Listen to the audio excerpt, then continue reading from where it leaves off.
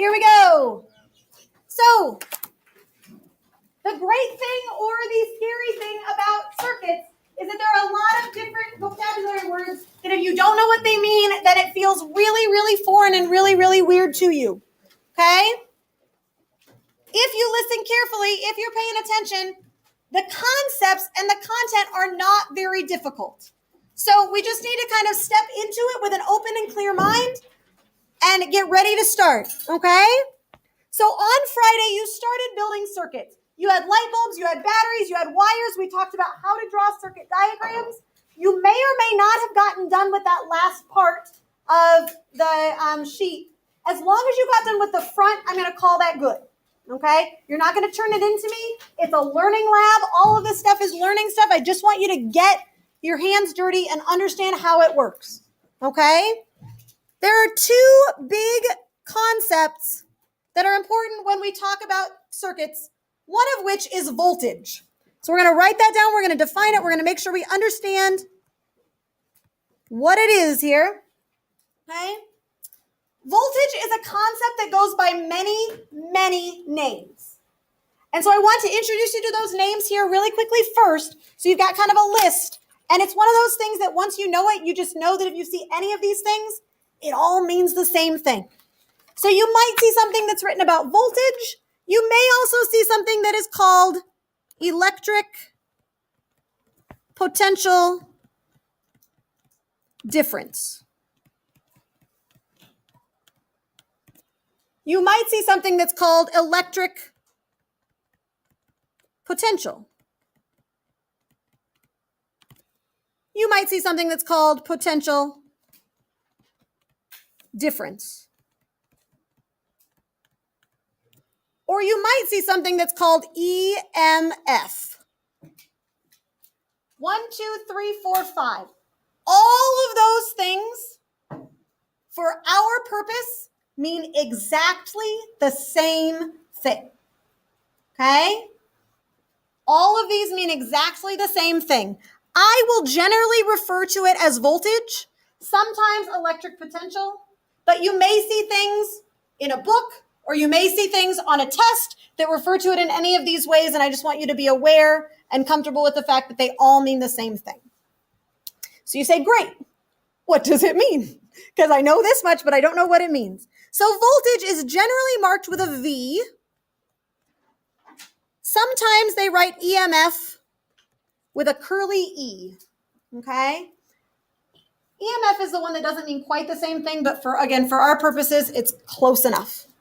Voltage is defined as electric potential energy divided by charge.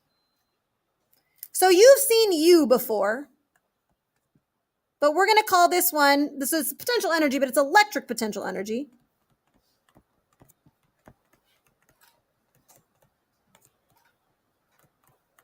Measured in joules, okay, divided by Q, which is charge, measured in what?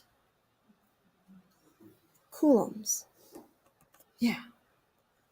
The units here, voltage is measured in, anybody know? Volts. This one is like super easy, right? And volts is marked with a V. Okay, this is like the easiest one, right? Voltage is marked with a V, and volts is marked with a V, and it's measured in volt, right? You with me? Like it's all very similar, okay? So a volt is equal to a joule per coulomb, okay? Now the best way that I can describe what voltage is to bring the frog back, okay? Because you understand most things frog related, I think. We've talked about them for a long, long time. You remember from many, many, many months back that if I have the frog sitting here and I call this H equals 0, I can do work on that frog. Are you with me there? And by doing work, what am I increasing? The total energy, and in this case, what kind of energy does he have? Potential. What kind of potential? Gravitational potential. I love analogies, and this is where the analogy is, right here. Okay? Do you guys know analogies like they do in like the SAT, right? This is to this as this is to this. You with me there? You guys know them and love them. I know you do. Here we go. So here we go. The hand is to the frog, and by that I mean, let's say what that means. That means that the hand does work to increase the potential energy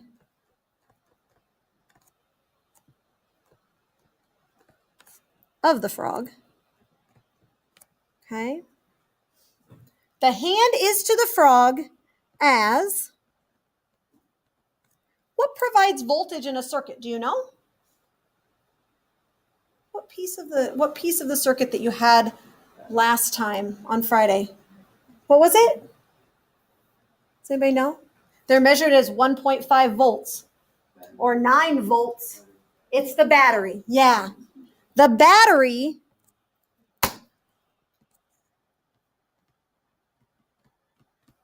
is to an electron. Okay? We know that it's the electrons that are the things that are on the outside of the atom. We know that it's the electrons that move in a circuit. Okay? We can shake our fists at Benjamin Franklin for getting the negatives and positives wrong. He had a 50-50 shot and he screwed it up. Okay? Because we now know that the negatively charged thing is the thing that moves. Okay? In our logical brains, we, I think, want to make the positively charged thing the thing that moves. But we know that it's the electrons that move through a circuit. And it's the battery that does work to increase their potential energy. It's the battery that does work to increase the potential energy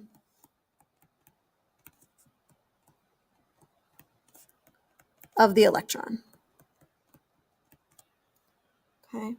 I'm going to add 2 little words in here just to make this a little bit more explicit.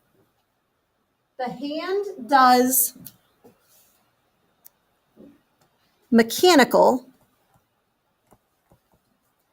work to increase the gravitational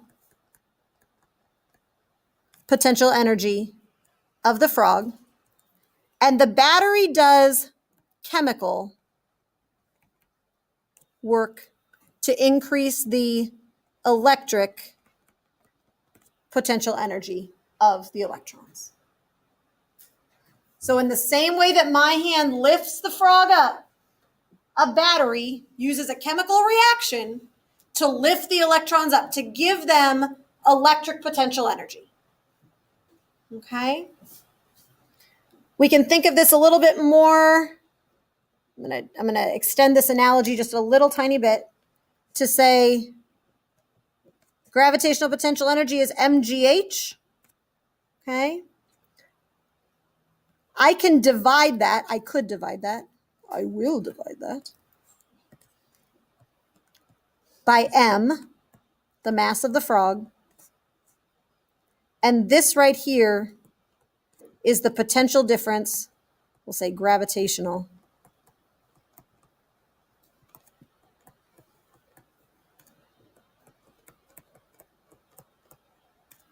between two, oops, I didn't spell that right. Let me try that again. Come on, there we go. F-F-E-R-E-N-C-E of the frog. Between 2 locations in a gravitational field, 2 different heights. Okay? So 2 different heights in one gravitational field, that is the gravitational potential difference of the frog. I have seen some physics teachers in some physics courses where they actually teach voltage of potential as well, of gravitation as well. Most people don't do that, and I am one of those people that doesn't usually do that either, but I'm going to mention it there. Same kind of thing here. U sub E, if we divide that by Q, and this definition here is something that one can do, but I'm not going there because it's beyond the scope of the course. But U sub E divided by Q gives us our voltage. Electric potential energy of an electron. Okay.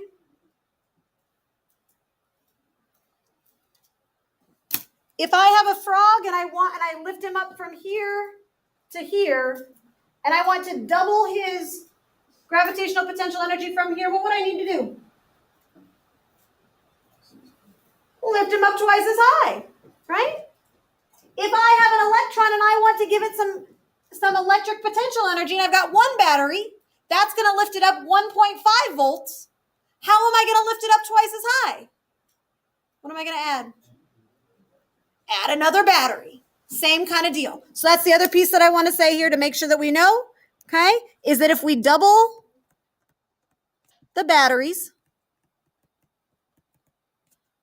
okay, and you have to make sure that you're putting them positive to negative. So here's the negative side, here's the positive side. And I'm going to put another battery here. This is the negative side and this is the positive side. Okay, that's going to be 1.5 volts plus 1.5 volts. That's going to give me 3 volts of potential between this side and this side. So I'm lifting that electron up twice as far, if you will, by adding the second battery. How are we doing, friends? Are we doing okay? Okay. So that's the first big thing that I wanted to share with you. The second one starts with a little bit of a, I don't want to say hypothetical, but kind of a situation. So I'm going to draw a little, and I'm going to draw myself a circuit, and I want you to draw a little circuit too. This circuit is going to have a battery and a light bulb, and it's also going to include a little switch. Okay, a little switch, and I want the switch to be open. So right now I want you to draw yourself a little circuit.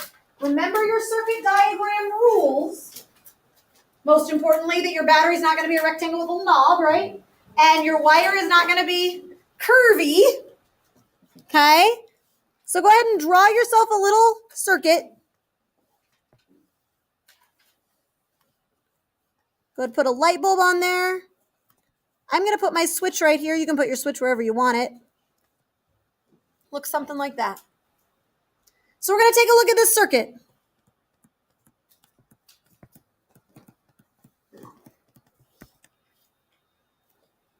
Situation A, or situation 1, or situation whatever you want to call it, I'll call it situation A, is when the switch is open.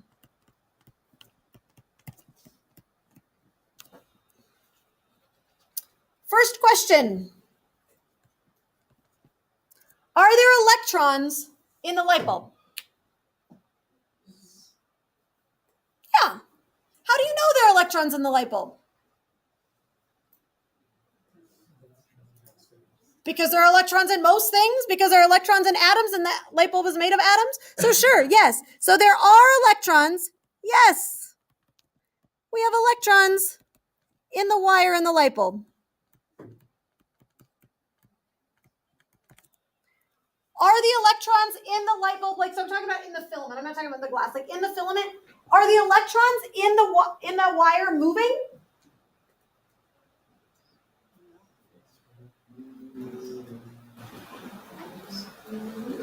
No. Yes. I was gonna go. Are they moving? Yes. Yeah. How do you know that they're moving? Because what? All particles move. All particles move unless they're what? Dead? Is that what you said? An absolute zero. So yes. We are not. I think it's one of those things that unless otherwise stated, we can assume that we're not at absolute zero. Yes. So yes, the electrons are moving.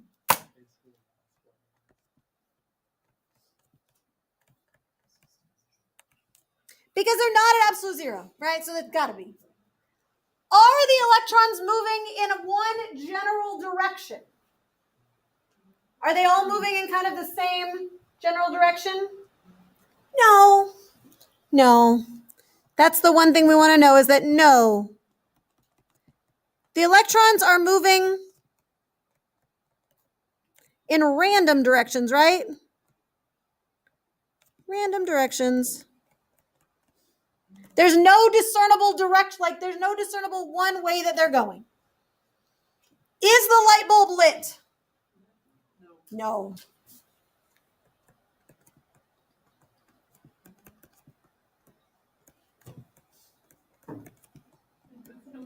It's true. All right. Second situation. Part B. Let's close the switch.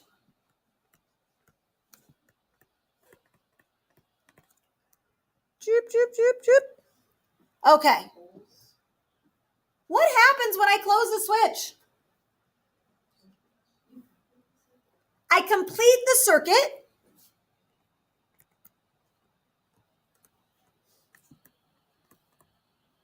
What does that mean?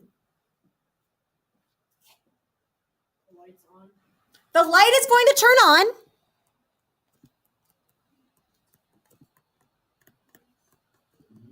And my big question is, why? Why does the light turn on now? What is different? And we're talking about it from a physics perspective here. What is different?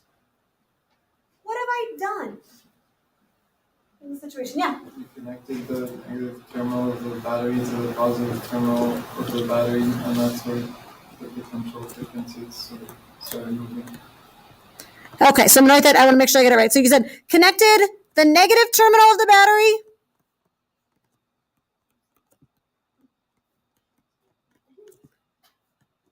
to the positive terminal. So good for me, I did that. So what? Now there's a potential difference, and so the electrons will move. Yeah. There's a potential difference. Now, I'm going to argue that there was always a potential difference because there was a battery. It was a 1.5 volt battery. There was a potential difference between this side and this side the whole time. Wasn't there? So what's the big deal about me closing the switch?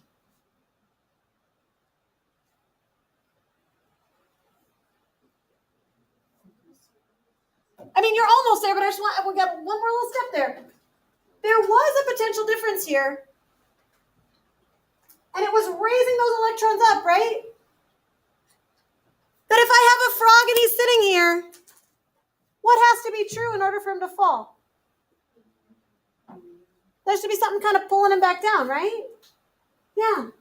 And the only way to do that is to create a path. Without a path, electrons do not go anywhere. They're going to move, but they're not going to move in one general direction. Okay? So the potential difference is established in the wire, in all of the wire, and as a result, there's a path for the electrons to fall. I use fall very loosely. I want to make that really clear. Part of the reason I use fall is because we know about the frog and we know how the frog falls, right? But it's not like all of the electrons are going to fall to the bottom of this. I want to make that really clear, right? In fact, which direction do electrons fall? Does anybody know? So we said on Friday that this is the positive and this is the negative. Which direction do electrons fall?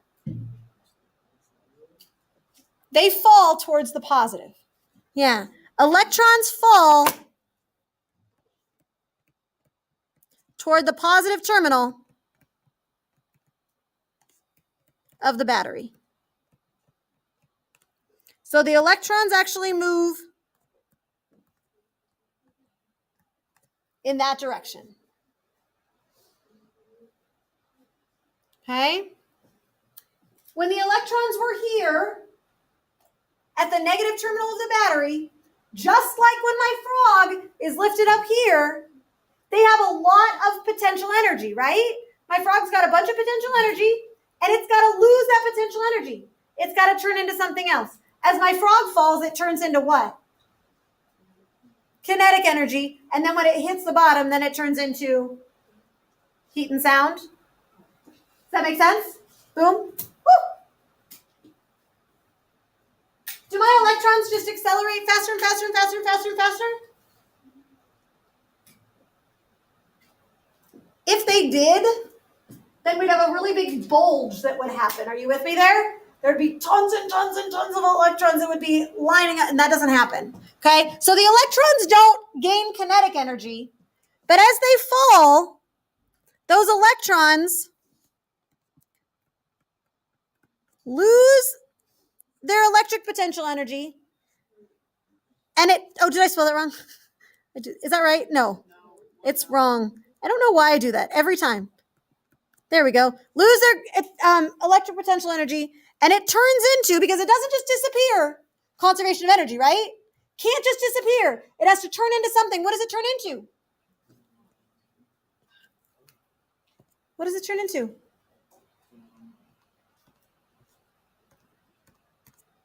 What is that? Light. Electromagnetic radiation, right? And it also turns into heat as they go through that little filament. They lose electric energy, and it turns into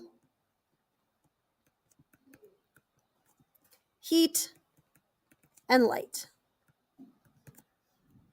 Okay.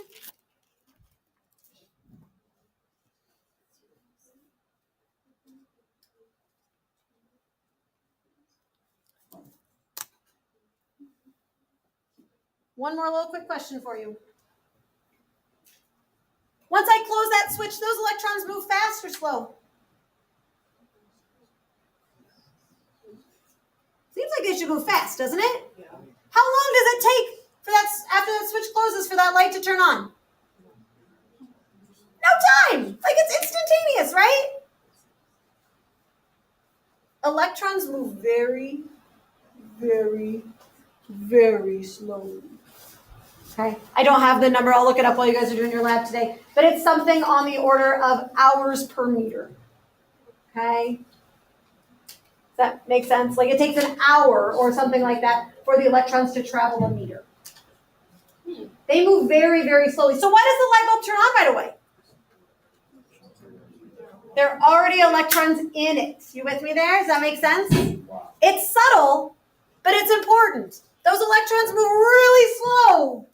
And they don't move in a straight line either, by the way, friends. They move like 8th graders move through the hallways at the junior high, or maybe the 7th graders. You know what I'm talking about? Do you understand what I'm saying there? Like, if you've been in junior high, as an 8th grader, you're like hot stuff. Like, look at me, I'm so cool. And those little 7th graders, especially early on, right? They're all in the hall, and they're supposed to go from here to here. Do they go from here to here in a straight line? No.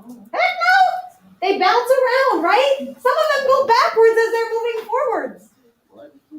I know! But that's what they do. 7th graders and electrons, they both do it. It makes no sense, but that's how they move. Now, we're going to measure that movement real quick. Last thing. Electron flow through a circuit.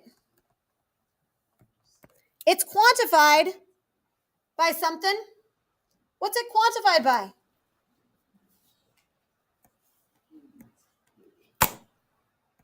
We measure it. What do we measure? Right? We're going to measure, amps is a measure of what though? Current. Amps is a measure of current, okay? Current is literally just, current, oh, by the way, is marked with the letter I. I don't know why, but it is. Because it's logical, right? Is Q over T, it's a rate. Charge, not QT, it's Q over T. Got to get it, because otherwise it's Q times T, and that's wrong. Okay? So current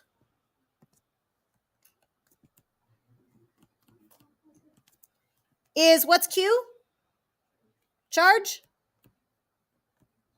What's T? It is. Current is measured in amperes, or sometimes we call it amps for short. And it's marked with the letter A. And an ampere is a coulomb per second. What?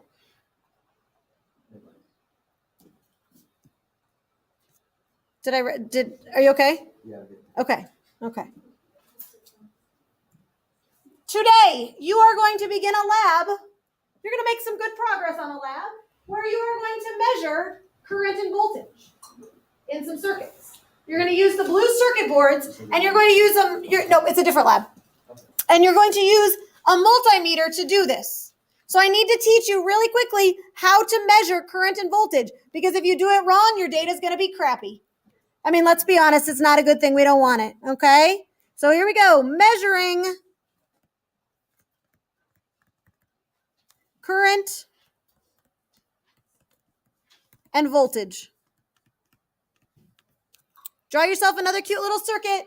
This time one with a battery and a resistor. Ooh, a resistor. We need to go back and look at see how to do that. Measuring the current and voltage of a circuit with a resistor.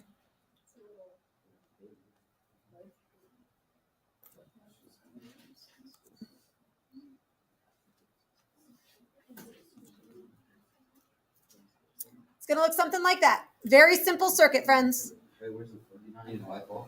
Nope, just a resistor and a battery. Okay?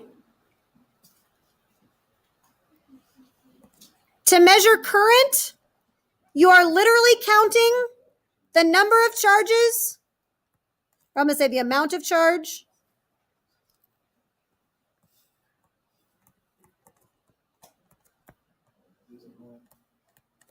through a wire in a given time. Keyword there is through. When you measure this, you wire it so that all of the charge travels through the meter.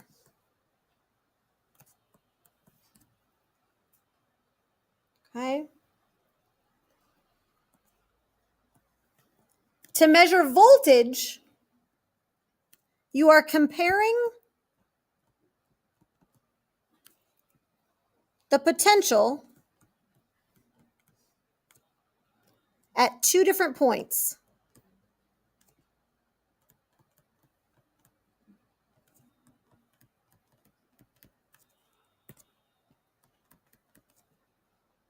When you measure this, you wire it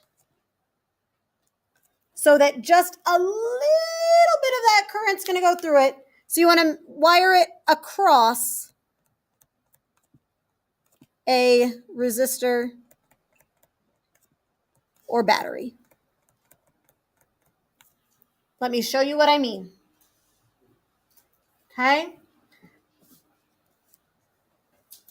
If I want to measure current, I'm going to put my meter over here. I'm going to have it set as an ammeter. And all of the current is going to go through my meter. Okay?